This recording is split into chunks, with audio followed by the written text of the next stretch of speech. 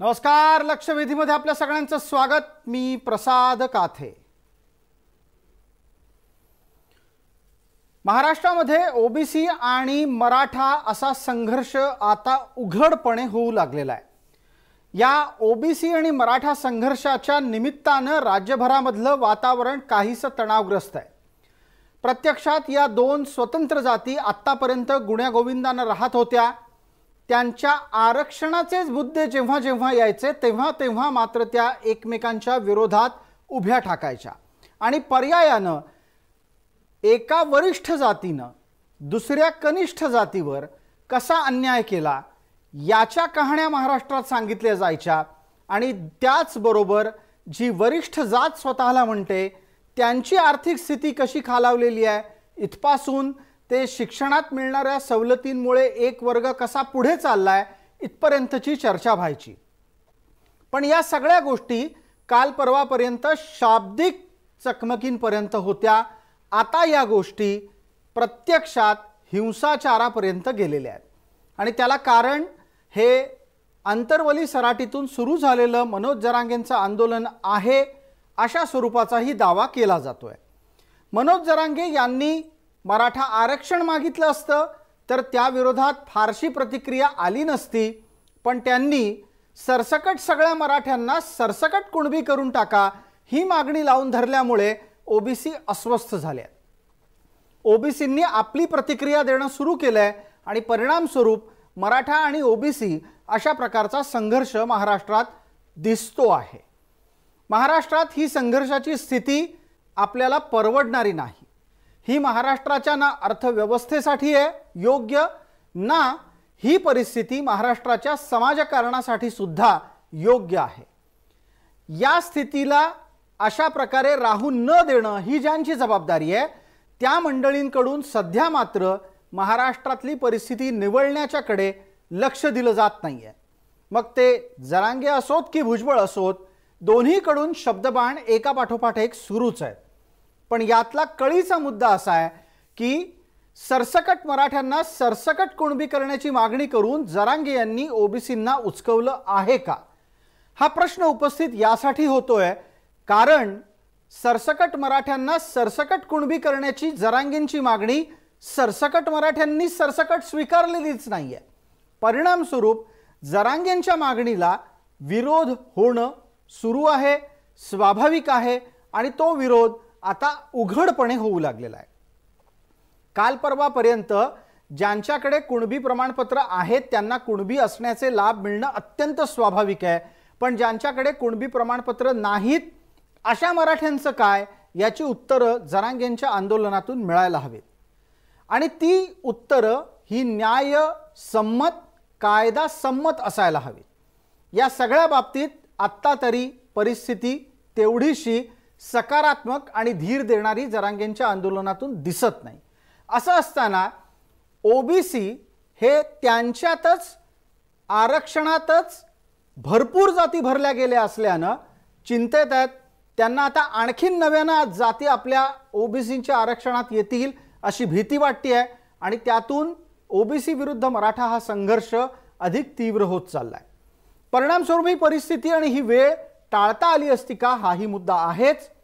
ओबीसींना जरांगे यांनी उचकवलंय का या शीर्षकांतर्गत आपण जी लक्षवेधीची चर्चा करणार आहोत त्यात या सर्व प्रश्नांची उत्तरं शोधण्याचा प्रयत्न करू. आपल्यासोबत या निमित्तानं चर्चेत कोण मान्यवर आहेत त्यांचा मी आपल्याला पटकन परिचय करून देतो. आपल्यासोबत जरांगेंचे कट्टर समर्थक म्हणून परिचित असलेले किशोरजी चव्हाण आहेत. आपल्यासोबत ओबीसींचे नेता म्हणून या चर्चेत ॲडव्होकेट मृणाल ढोले पाटील आहेत आणि आपल्यासोबत मराठा समन्वयक आबासाहेब पाटील आहेतच. पण आता आपल्यासोबत चर्चेत आणखीन एक नवा चेहरा आहे स्नेहा गावकर यांचा. सर्व मान्यवरांना विनंती आहे की त्यांनी आपापले DND मोड सुरू करावेत, चर्चेला मर्यादित वेळेत उत्तर द्यावं आणि पटापट बोलतं व्हावं. माझा पहिला प्रश्न पटकन आत्ताच्या घडीला मृणाल ढोले पाटील, जर समजा सरसकट मराठ्यांना सरसकट कुणबी करा अशी मागणी झाली नसती तर आजचा संघर्ष उभा ठाकला असता का? प्रसादजी, जर अशी मागणी झाली नसती तर मुळात असं संघर्ष व्हायचं कारण अजिबात नव्हतं. त्याचं कारण असं आहे की याच्या आधी कुणबीच्या नोंदी ज्यांच्या भेटत होत्या ते कुणबी दाखले घेत होते, ते कुणबीचे बेनिफिट्स घेत होते आणि ते ओबीसीतनच घेत होते. म्हणजे मराठा समाजाची ही लोक जी होती ज्यांच्या कुणबीच्या नोंदी भेटत होत्या ते रितसर आपली व्हॅलिडिटी करून रितसर समजा ग्रामपंचायतीची जागा असेल किंवा नोकरी असेल किंवा शिक्षण असेल त्याप्रमाणे ते चाललं होतं. कोणाचाही काही विशेष त्याला काही विरोध नव्हता, कारण नोंदी भेटत होत्या, कागदपत्र भेटत होती. पण आता काय झालं की सरसकट जी मागणी होती त्याच्यानी निश्चित एक प्रचंड मोठी भीती ओबीसी समाजामध्ये निर्माण झालेली आहे की जे आरक्षण आपल्याला भेटलं होतं ते कदाचित जाईल का काय. कारण आता 450 जातींमध्ये 17% आरक्षण आणि त्याच्यामध्ये जर 30% असलेला समाज जर एक आला तर काहीच उरणार नाही, कदाचित ही भीती आहे. आणि त्याच्यापेक्षा महत्वाचं असं आहे की सरसकट ही मागणी मुळात मराठा समाजाची एक मतानी एक मुखानी आहे का. आता मला तर जे समाजात दिसतं ते मला असं अजिबात दिसत नाही की एक मतानी एक मुखानी ही मागणी नाहीये. ठीक आहे, एक गट ती मागणी करतंय, पण त्याला विरोध करणारे बरेचसे गट आहेत.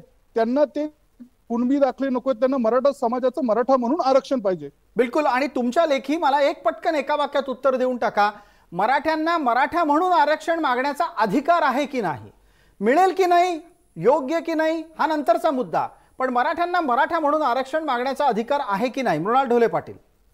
खरं तर आज देशामध्ये कुठल्याही वंचित घटकाला, कुठल्याही जातीच्या धर्माच्या पंथाच्या वंचित घटकाला आरक्षणाची आज गरज मागण्याची नाही, कारण ईडब्ल्यूएसचं आरक्षण त्यांच्यासाठी आहे. पण तरीही जर कुठल्या समाजाला वाटलं की आपल्याला वेगळं आरक्षण पाहिजे तर प्रत्येक समाज संविधानाच्या चौकटीमध्ये, कायद्याच्या चौकटीमध्ये आपलं आरक्षण मागू शकतं. त्याला कोणाचा आपण या निमित्तानं चर्चेला पुढे घेऊन जाऊ. आणि आपल्या सोबत किशोर चव्हाण आहेत. किशोरजी, आवाज नीट येतोय, मुद्दे आपल्यापर्यंत पोहोचले जे मृणाल ढोले पाटील यांनी मांडले. त्यांनी स्पष्टपणे असं सांगितलं की हे जे सरसकटचं प्रकरण लावून धरलेलं आहे त्यामुळे ओबीसी मोठ्या प्रमाणात अस्वस्थ झालेत, ते टाळता आलं असतं, ते करायची गरज नव्हती. का अशा प्रकारची भूमिका वारंवार जरांगेंकडून घेतली जाते? नाही, मागणी मनोज जरांगे पाटलांनी जी केलेली आहे ती सरसकटच केलेली आहे. पण तुम्ही आता जो प्रश्न विचारला की आमच्या ओबीसी बंधूंनी प्रश्न उपस्थित केला की ही मागणी सगळ्यांची एकच नाही आहे, याच्यातले 2-3 प्रवाह आहे ते मान्य करावं लागेल की एक हे सरसकट कुणबी जात प्रमाणपत्र सगळ्यांना मिळालं पाहिजे. दुसरं आहे आता जे आमच्या बंधूंनी कायदेशीर मांडलेलं आहे, मी तुम्हाला मागचाही मुद्दा सांगतो, आत्ताही मुद्दा या नवीन बंधूला सांगतोय. आणि कोर्टात पण ही लढाई लढतोय मराठवाड्यातील मराठा आरक्षणाची. दुसरी, महाराष्ट्राचे जे मराठवाडा सोडून जे बाहेरचे मराठा आहेत त्यांच्यासाठी आपली क्युरिटी पिटिशन अशा 3 पातळीवर आपली लढाई चालू आहे. तर ओबीसी बांधवांनी ही भीती काढून टाकावी की सरसकट मागणी आहे पण आमच्या 3 पातळीवर कायदेशीर लढाई चालू आहे. आणि ओबीसी बांधवांनी घाबरायचं काही कारण नाहीये. ज्यांना आहे त्यांनाच मिळणार आहे, ज्यांना नाही आहे, समजा आज मी किशोर चव्हाण माझी नोंद सापडली नाही, मला मिळणार नाही म्हणजे नाही, तर उगाच विनाकारण ओबीसी बांधवांनी मनात भीती बाळगू नये. एक मिनिट किशोरजी, थांबा. किशोरजी, थोडा गोंधळ होतोय.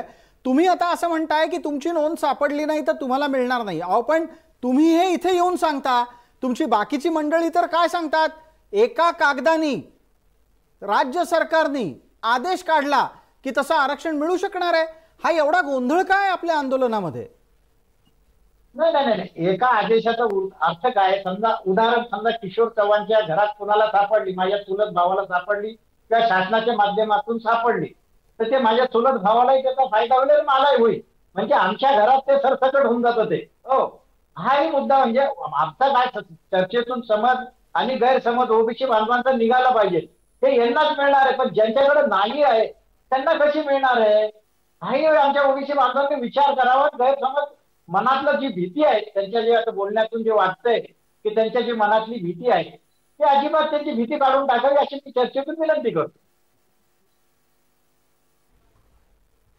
किशोर चव्हाण यांची भूमिका पोहोचली आणि या चर्चेत आता आपण पटकन स्नेहा गावकर यांच्यापर्यंत पोहोचतोय. स्नेहा गावकर, ओबीसी आणि मराठ्यांमध्ये वाद लावलाच गेला आहे की तो वाद होता त्याच्यावर फुंकर घातली गेली आहे आणि हा वाद मुळात टाळता आला असता का? महाराष्ट्राला आत्ता या अशा प्रकारच्या संघर्षाची कोणतीही गरज नाही ना, ती काल होती ना उद्या असेल.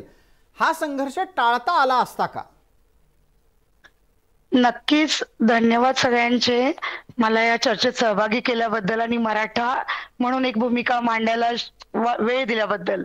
पण आपला जो आजचा मुद्दा आहे की ओबीसी आणि मराठा समाज हा वाद पूर्वीपासून होता का किंवा आता गरज होती का उभा करण्याची? तर ही गरज अजिबात नव्हती.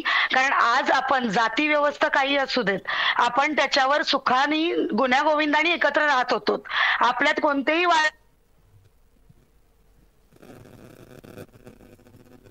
जी स्नेहा गावकर, बोलता बोलता तुमचा आवाज तुमच्याचकडून म्यूट झालेला आहे, त्यामुळे तुम्ही काय बोलताय ते ऐकायला येत नाहीये. तुमचा आवाज सुरू करणं गरजेचं आहे.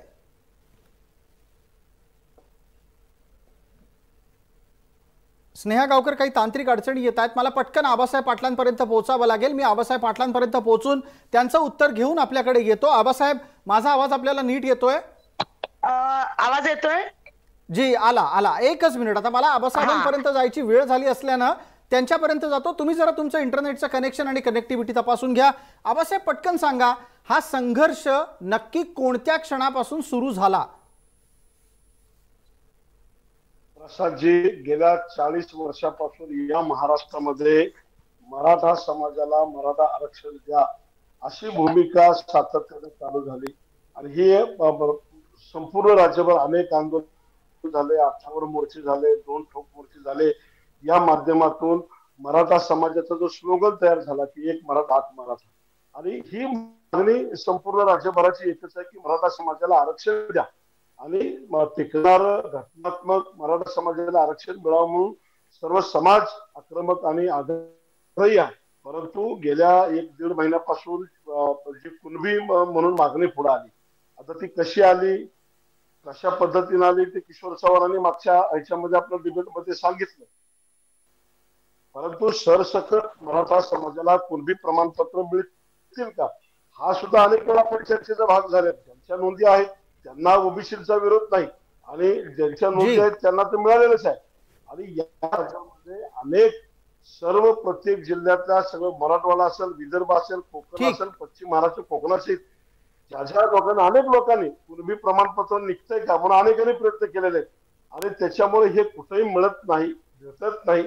त्याच्यामुळे अनेक वेळा त्याच्या चर्चा झाल्या, डिबेट झाल्या आणि आज सुद्धा काही नोंदी दाखवल्या जातात, त्या बॅकडेटेड दाखवल्या जात आहेत आणि नवीन नोंदी मिळणं अशक्य आहे. कारण डॉक्युमेंट आता तुम्ही म्हणताय नवीन नोंदी मिळणं अशक्य आहे. एका बाजूला असं गाजर दाखवलं जात आहे की नवीन नोंदी तर पटकन मिळतील, नवीन नोंदी मिळाल्या की लगेच आरक्षण मिळेल, लगेच आरक्षण मिळालं की आर्थिक स्थिती सुधारेल, आर्थिक स्थिती सुधारली की मग बाकीचे समाजाचे सगळे प्रश्न संपून जातील. हा एका बाजूला आत्ताच्या घडीला जरांगेंच्या आंदोलनातून दिला जाणारा संदेश आहे जो समाजात खालपर्यंत गेलेला आहे. मला आता स्नेहाताईंपर्यंत पोहोचायचं आहे. स्नेहाताई, आता कनेक्टिव्हिटी आणि नीट असावी असं वाटतं. माझा आवाज आधी नीट येतोय का एकदा सांगून टाका पटकन. हो, येतोय. तुम्ही स्पष्टपणे असं मला सांगा की किती जण कुणबी व्हायला तयार आहेत आणि कुणबी होण्याच्याही पेक्षा महत्वाचा मुद्दा असा आहे की हा जो संघर्ष आता जन्माला आला तो टाळता आला असता का? सरसकटचा आग्रह धरल्यानं काय नुकसान होतंय? नक्कीच टाळता आला असता आणि अजूनही टाळता येऊ शकतो. कारण आमचं जरांगे साहेबांना त्या विनंती आहे की सरसकट ही मागणी अजूनही बदला. कारण महाराष्ट्रातला मराठा हा मूळचा मराठा जो आहे, ज्याच्या नोंदीच सापडत नाहीत किंवा जो कुणबी कधी नव्हता तर त्याच्या नोंदी कधी सापडूच शकत नाहीत, मग त्या मराठ्यांना सरसकट कुणबी करा म्हणून एकतर त्यांच्या व्यक्ती स्वातंत्र्यावर घाला घातला जातोय, मराठा जात संपवली जाते आणि त्याचबरोबर ओबीसींच्या बद्दल आमच्या मनात विष घालवलं जातंय आणि आमच्याबद्दल ओबीसींच्या मनात विष घालवलं जातंय की कुठून तरी ओबीसींना धक्का लागेल आणि आम्हाला मराठांना कुणबी म्हणून आरक्षण द्या. तर सकल मराठा समाज म्हणून जेव्हा हे बोलतात की कुणबीकरण, सरसकट कुणबीकरण, तर सकल मराठा म्हणजे सर्व समाज झाला. मग सर्व समाजाला यांनी विचारात घेतलं का? सर्व समाजाची यांनी चर्चा केली का? फक्त मराठवाड्यातल्या मराठ्यांना जर चर्चा करणार असाल आणि त्याप्रमाणे जर तुम्ही म्हणणार असाल की सरसकट कुणबी करा, तर हे महाराष्ट्रातला प्रत्येक मराठा मान्य करणारच नाही. आणि आम्हीच काय, ओबीसी मधले अनेक समाज आम्हाला का सोबत घेत नाहीत? कारण त्यांना वाटतं की आम्ही जात बदलून त्यांच्यात यायला तयार आहे. आणि या भारताच्या संविधानानुसार आणि कायद्यानुसार या देशात कोणाचीही जात बदलता येत नाही. जर आपल्याला काही बदलायचं असेल तर आपल्याला धर्म बदलावा लागतो. हे आतापर्यंतचा इतिहास आहे आणि मराठा जातीचा इतिहास जर हजारो वर्षापूर्वीचा आहे, तर 1-1.5 महिन्यापूर्वी जर कोणी कुणबीही मागणी केली तर त्या मागणीला कुठलाही मराठा मान्यता देणार नाही. ही मागणीला विरोध आहे, आमचा कोणत्याही व्यक्तीला विरोध नाही. जरांगे यांना विरोध आमचा कधीच नव्हता, पण त्यांनी 3 दिवसाच्या आरक्षणाच्या लढाईच्या आंदोलनानंतर 3ऱ्या दिवशी नंतर ही मागणी का बदलली आणि सातत्याने नंतर 7 वेळा मागण्या ह्या का बदलत गेले याचं त्यांनी आजपर्यंत उत्तर दिलेलं नाही. समाजाला त्यांनी भावनिक केलं, त्याच्यामुळे अनेक आत्महत्या होत आहेत. याच्यामुळे ज्या लोकांच्या घरच्या आत्महत्या होत आहेत त्यांना आरक्षणाचा फायदा होणार आहे का? आणि आम्हाला आरक्षणाचा फायदा जेव्हा होईल, जेव्हा सुप्रीम कोर्ट आम्हाला मराठा म्हणून आरक्षण देईल तेव्हा. बर स्नेहाताई, मग ते आपण जो आता मुद्दा कोणत्या मांडला ठिकाणी त्यात काही छुपे आणि अत्यंत महत्वाचे मुद्दे आहेत. सगळ्यात पहिला मुद्दा जो त्यातला नोंदवून घेण्यासारखा आहे तो लक्षात घ्यायला हवा, तो असा की हिंदू धर्मात जात बदलता येत नाही. आरक्षणाच्यासाठी जात बदलून अशा प्रकारचं आरक्षण घेता येत नाही असा दावा स्नेहा गावकर यांनी केलेला आहे. मुळात हा मुद्दा जन्माला कुठून आला? किशोर चव्हाण, तुमच्यापर्यंत पोहोचतो आहे की तुम्ही जेव्हापासून हे सांगायला सुरुवात केलं की मराठ्यांना कुणबी करा, काल परवापासून ही गोष्ट ओबीसी समाज स्पष्टपणे मांडतो आहे की आपल्याकडच्या वर्णव्यवस्थेच्या अनुरूप ज्या ज्या जातींची रचना आहे त्यात कुणबी चतुर्थ श्रेणीमधले आहेत. त्यांना तुम्हाला जर समजा त्या स्थानावर ठेवायचं नसेल तर एकतर त्यांना वर आणावं लागेल किंवा तुम्हाला कुणबी व्हायचं असेल तर तुम्हाला दुसऱ्या स्थानावरून 4थ्या स्थानावर जावं लागेल. यासाठी मराठी तयार आहेत का? आणि माझा पुढचा प्रश्न खरं तर किशोर चव्हाण, ज्यांना ज्यांना तुम्ही कुणबी करताय, उद्या तुम्ही कुणब्यांशी रोटीबेटीचे व्यवहार करायला तयार होणार आहात का? महाराष्ट्रामध्ये मराठा कुणबी रोटीबेटी व्यवहार होणार आहेत का?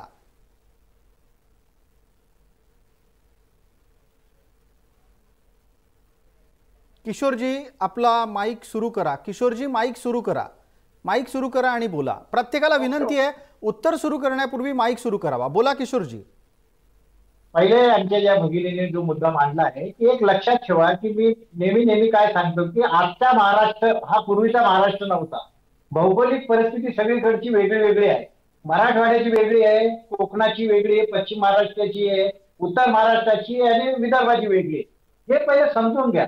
आमच्या मराठवाड्याचा प्रश्न काय होता? आमच्या मराठवाड्यात ज्यांच्याकडे कुणबी जातीची नोंद आहे त्यांनाही प्रमाणपत्र मिळत नव्हतं. ह्या आंदोलनाचं मोठं यश आहे की आज आमच्या मराठवाड्यात 15,000 नोंदी सापडलेल्या आहेत. हे मनोज जरांगे पाटलाच्या आंदोलनाचं यश आहे.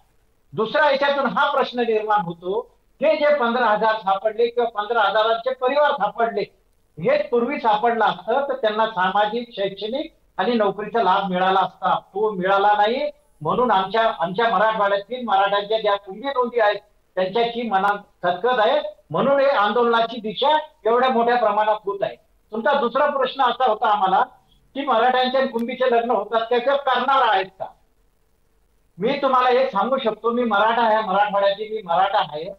माझी मिसेस उत्तर महाराष्ट्राची आहे, ती कुणबी आहे. आम्ही 3 भाऊ आहे. माझा लहान भाऊ आहे, त्याची मिसेस विदर्भाची आहे.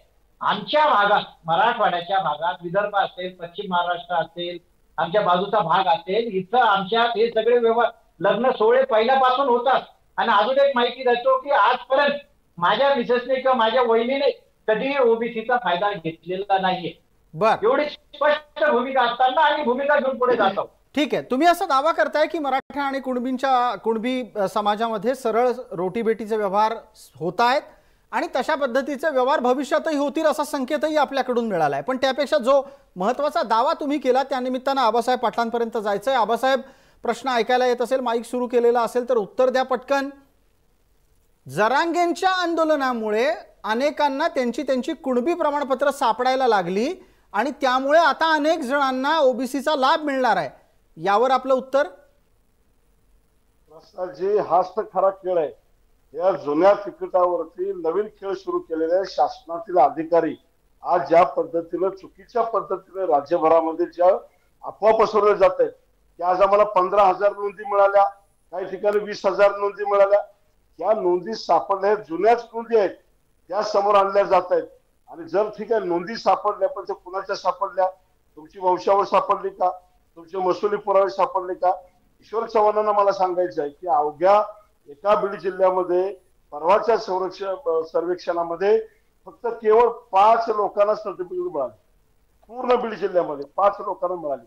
पण तुम्ही महाराष्ट्रातला ज्या वेळेला विचार करतोय, तुम्ही सांगता भौगोलिक परिस्थिती वेगवेगळी आहे, प्रमाणपत्र सापडली. अहो आम्ही ज्या वेळेला आज लोक काय स्पष्ट सांगायला गेलं, चॅनेलच्या माध्यमातून बोलायला गेलं, एखादी पत्रकार परिषद लोक शिव्या घालतायत, लोक ट्रोलिंग करायला चालू करतात. त्याच्यामुळं कुठलाही नेता कोण समन्वय किंवा कोण समोरून बोलायला तयार नाही.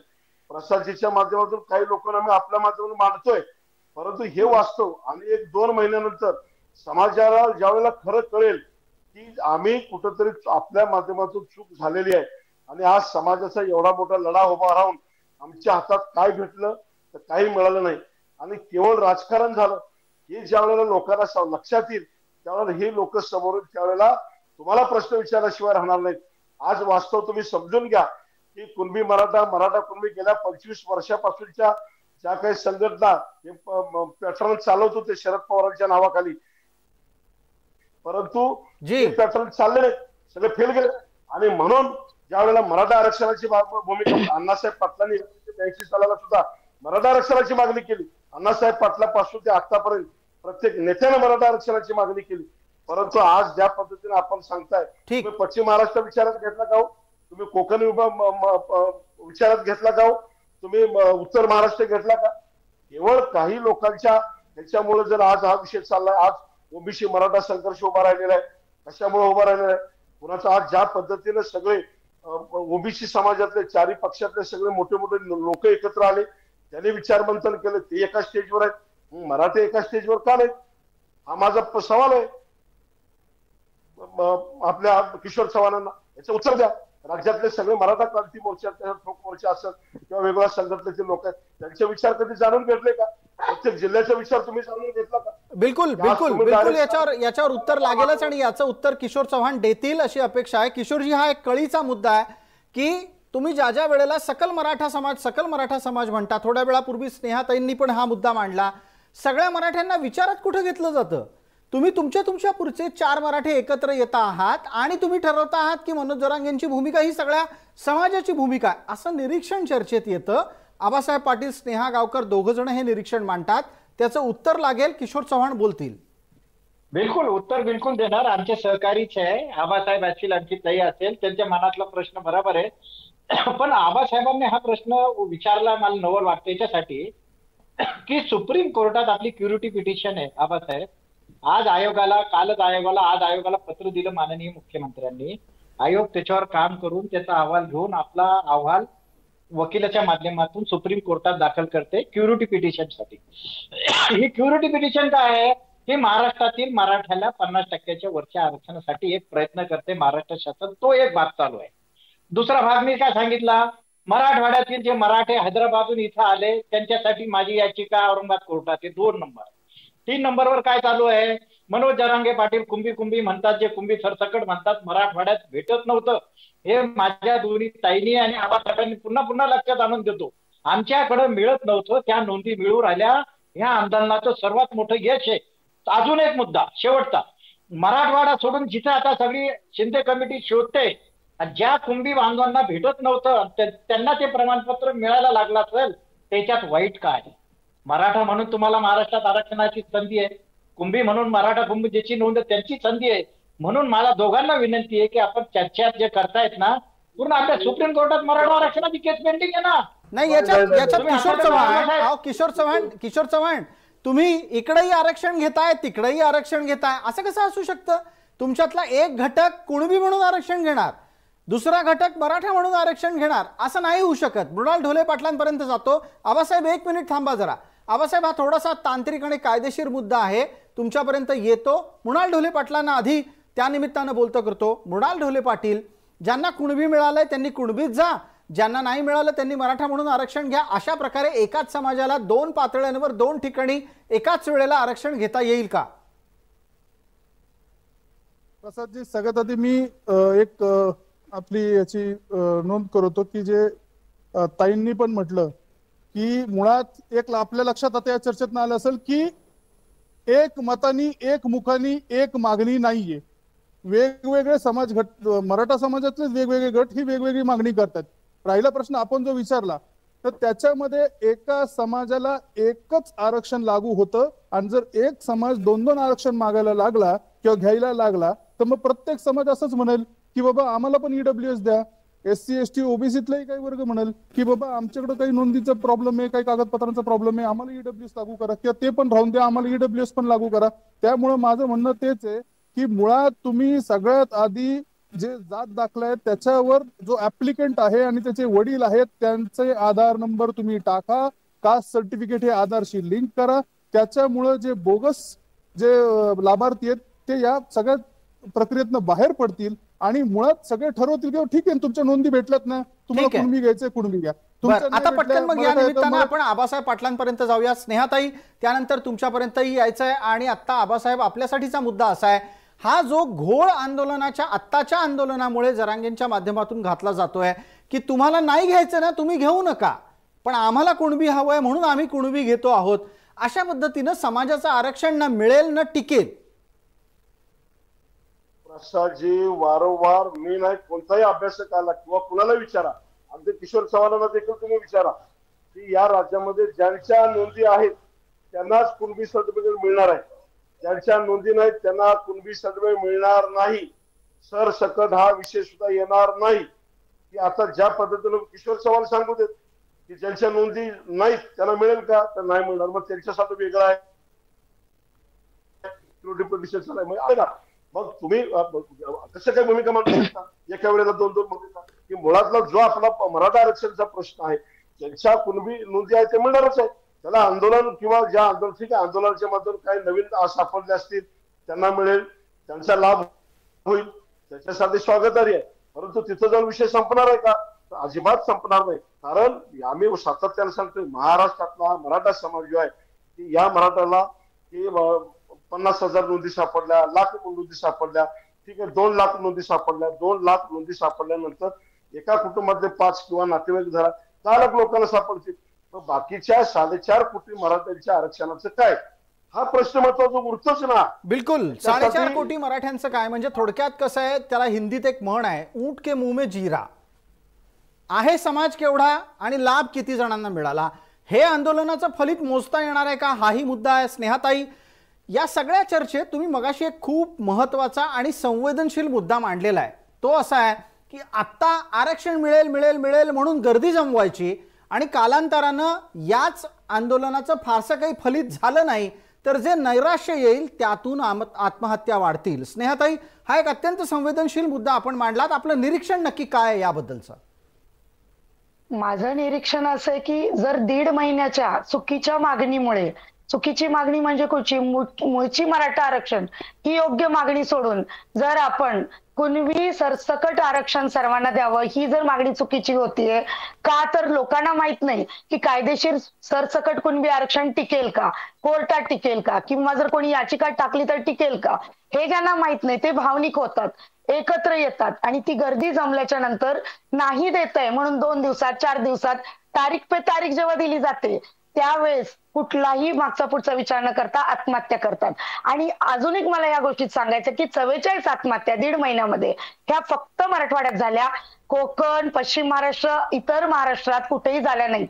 याच्या मागचं कारण शोधलं पाहिजे. कारण या जर आत्महत्या पूर्ण महाराष्ट्रात ज्या सभा चालू होत आहेत ह्याच्यामुळे जर महाराष्ट्रात आत्महत्या सत्र चालू झालं तर याची जबाबदारी कोण घेतोय?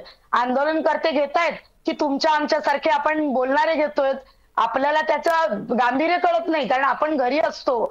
पण या गोष्टीमध्ये जो भावनिक म्हणून गर्दी जमवतो त्या माणसाला माहित नाही की पुढे काय होणार आहे. आणि किशोर दादांनी आता तेच स्वतःच उत्तर दिलं की जर 5 नोंदी सापडू देत किंवा 15,000 सापडू देत, जर या नोंदी सापडल्यामुळे कुणबी आरक्षण मिळतंय तर ते मूळच्या ज्यांच्या नोंदी आहेत ज्या सापडत नव्हत्या पण मिळालेत, चला एक गोष्ट चांगली झाली, पण त्यांनाच मिळतंय. म्हणजे जो 2004चा GR आहे त्याचप्रमाणे आरक्षण मिळतंय. कोणत्याही एकाही मराठ्याला, मराठा नाव आहे जिथं नोंदी नाहीत त्या एकाही मराठ्याला कुठलंही कुणबी आरक्षण सरसकट या नावाखाली मिळालेलं नाही. बिलकुल स्नेहाताई, वेळेची मर्यादा म्हणून आपल्याला थांबवतो. आपण पटकन विचारलेल्या प्रश्नांवर किशोर चव्हाण यांच्यापर्यंत पोहोचत संवेदनशील मुद्द्याला उत्तर घेणार आहोत. किशोर चव्हाण, आपल्याला हा मुद्दा पोहोचला असणार आहे. आरक्षण मिळणार म्हणून समाजमन चेतवायचं आणि त्यातून जर नैराश्यापोटी कोणी काही वेगळं पाऊल उचललं तर त्याची जबाबदारी कुणावर ठेवायची? तुम्ही सांगता सरकारवर जबाबदारी आहे. आपण जी मागणीच चुकीची आहे, ज्या चुकीच्या मागणीच्या आधारे एवढं सगळं आंदोलन तुम्ही उभं करताय, त्यामुळे जर आत्महत्या होत असतील तर त्याची जबाबदारी तुमची नाही, मनोज जरांगेंची पण नाही.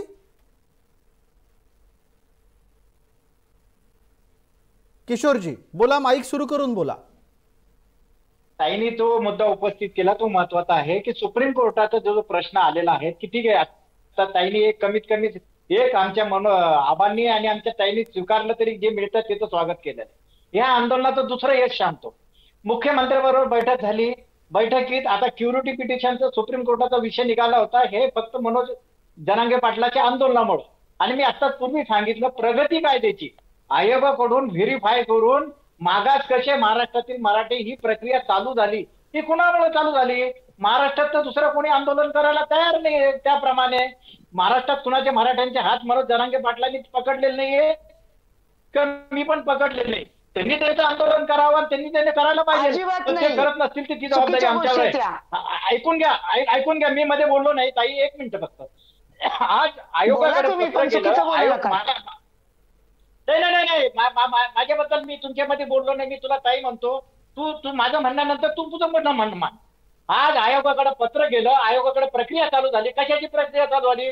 महाराष्ट्रातील मराठे मागास कसे, आणि हा रिपोर्ट आपल्याला सुप्रीम कोर्टात दाखल करायचा. कुणाच्या आंदोलनामुळे राहिलं? मनोज जरांगेच्या आंदोलनामुळे राहिलं. आणि जो आंदोलन करतो, जो परिश्रम करतो आणि त्यालाच विनाकारण नाव ठेवायचं आणि महाराष्ट्राच्या मराठ्याचं काम होत असताना सुद्धा ही तर आश्चर्याची गोष्ट आहे. किशोर चव्हाण, तुमच्या या मुद्द्यावर आबासाहेब पाटील आणि स्नेहा गावकर दोघांनाही मी प्रत्येकी 30-30 सेकंदाचा वेळ देतो.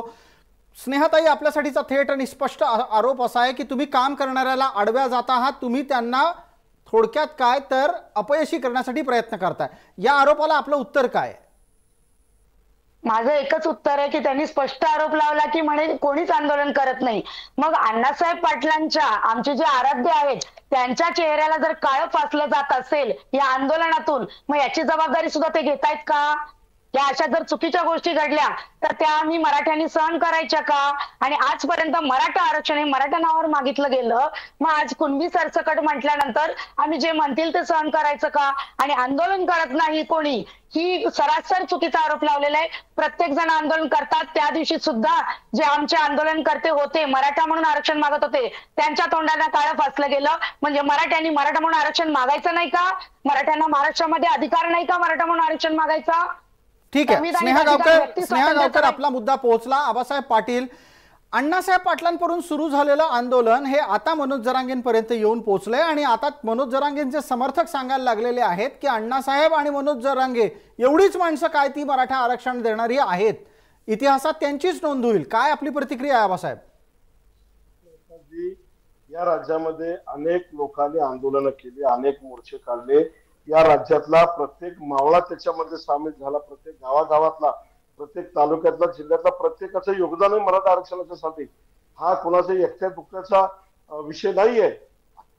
आज आरक्षणाचा मुद्दा पेटता ठेवला तर राज्यातल्या जनतेला ठेवलेला आहे. पुन्हा एका माणसाच्या श्रेयामुळे आम्ही पण आंदोलन केले ना, की आज परळीसारखं आंदोलन उभं राहिलं, की आज क्युरिटी पिटिशनचा जो विषय सांगतात SC-BCचं, ते आरक्षण आबासाहेब पाटलांच्या आंदोलनातून मिळालं ना. पण आम्ही कधीच म्हणलं नाही ते आम्ही मिळवलं, आमच्यामुळं मिळालं की परळीच्या आंदोलनामुळे, माझ्यामुळे मिळालं. कधी आम्ही त्याचा गौरव केला नाही. हे समाजाचं यश आहे की या राज्यामध्ये ज्या वेळेला परळीचं आंदोलन उभं राहिलं की मराठ्यांना 12-13% SC-BCचं आरक्षण मिळालं. अण्णासाहेब पाटील महामंडळाच्या योजना लागू झाल्या, सारथी मिळाली, अनेक योजना, 50% फी माफी असेल, हॉस्टेल असेल, हे 40-70 वर्षात कधी झालं. ते देवेंद्रजी फडणवीस साहेब सत्तेवर आल्यानंतर त्यांनी करून दाखवलं. आणि ते ज्या वेळेला झाल्यानंतर की ज्या वेळेला एखादी चांगली घटना घडली की त्याला विरोध करणारे आपलेच काही पक्षातले लोक आहेत. आणि आताची भूमिका अशी आहे की आता ह्या विषयावरती कोण बोलायला गेला तरी त्याला ट्रोल केलं जातं, त्याच्या विरोधात धमक्या दिल्या जातात, त्यांना अडचणीत आणलं जातं. म्हणजे हा जो काही प्रपोगंड होतो, एकीकडे किशोर चव्हाण सांगतात की आंदोलन करायला कोण नको म्हणलंय का? अनेक लोक आंदोलन चालू आहेत की आंदोलन चालू आहे राज्यभर, प्रत्येक तालुक्यामध्ये आंदोलन बसतात. ही कशासाठी बसतात? त्या प्रत्येकाला मराठा आरक्षण मिळावं म्हणून की मनोज जरांगेंना पाठिंबा देण्यासाठी राज्यभरात बसलेत. आम्ही आंदोलनात उतरलो आणि जरांगे पाटलांच्या सोबत आम्ही उभा राहिलो. त्यांना ज्या वेळेला छगन भुजबळांनी मागणी केली अटक, सदावर्तीने मागणी केली अटक करायची, मी सगळ्यात पहिली भूमिका घेतली. हिंमत असेल तर सरकारला सुद्धा आवाहन केलं की तुम्ही अटक करून दाखवा म्हणून, की तुम्ही असं म्हणू नका आम्ही विरोध करतोय. आम्ही चुकीची जी गोष्ट आहे ती समाजासमोर आणतोय. आम्हाला वैयक्तिक मनोज जरांगेचा विरोध अजिबात नाही. आम्ही पण समाजातला घटक आहे. त्यांनी उभा केलेल्या आंदोलनाचा आम्हाला 100% अभिमान आहे. ठीक आहे, ज्या काही गोष्टी ठीक आहे. आपल्याला वेळ मर्यादेची आठवण करून देतो आबासाहेब, आणि या चर्चेत आपण सर्व मान्यवर सहभागी झालात त्याबद्दल आपले मनपूर्वक आभार. या चर्चेतला वेळ मर्यादेपोटीचा जो चर्चेतला निष्कर्ष आहे तो इतकाच की दोन्ही समाजाच्या अंतर्गत कोणत्याही प्रकारचा संघर्ष राज्याला परवडणारा नाही आणि चुकीच्या मागणीच्या आधारे सुरू केलेल्या आंदोलनाच्या माध्यमातून संघर्ष उभं राहणं तर अजिबात परवडणार नाही. आपण मान्यवर या चर्चेत सहभागी झालात त्याबद्दल आपले मनपूर्वक आभार. लक्षवेधीच्या या चर्चेत तुर्तास इतकंच. सर्व प्रेक्षकांना जय महाराष्ट्र.